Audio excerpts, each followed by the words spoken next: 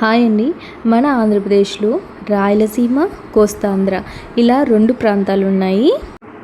And రుచులు కూడాను కొద్దిగా వేరుగా ఉంటాయి. వండుకునే విధానం కూడా కొద్దిగా డిఫరెంట్గా ఉంటుంది. Basically I'm from Rayalaseema, but మేమైతే కోస్తాంధ్రలో ఉన్నాము.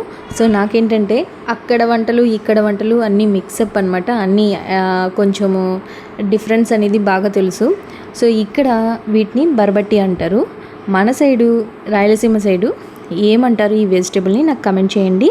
అదేవిధంగా ఇక్కడ బీన్స్ పిక్కలు కూడా చాలా వండుకుంటారు. ఈ వింటర్ సీజన్లో ఫ్రెష్గా ఉంటాయి. ఈ బరబట్టి బీన్స్ పిక్కలు బాగా వండుకుంటారు. అలాగే మన సైడు అలసందకాయలు పితికి పప్పును చేసుకొని సంవత్సరం పాటు నిల్వ పెట్టుకుంటారు.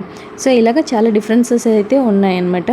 సో ఈ వీటినైతే నేను టమాటో, ఉల్లిపాయలు, అల్లం వెల్లుల్లి పేస్టు, కరివేపాకు, ఉప్పు వేసి బాగా మగ్గిన తర్వాత ఈ బరబట్టి వేసేసి ఉప్పు, కారం, ధనియాల పొడి, జీరా పౌడర్ వేసేసి మగ్గిన తర్వాత వాటర్ వేసి ఉడకపెట్టి ముద్దగా చేసుకొని దించేసుకున్నాను. సో మీరు ఇలాంటి వీడియోస్ అన్నీ చూడాలనుకుంటే నా ఛానల్ని తప్పకుండా సబ్స్క్రైబ్ చేసుకోండి. Thanks for watching.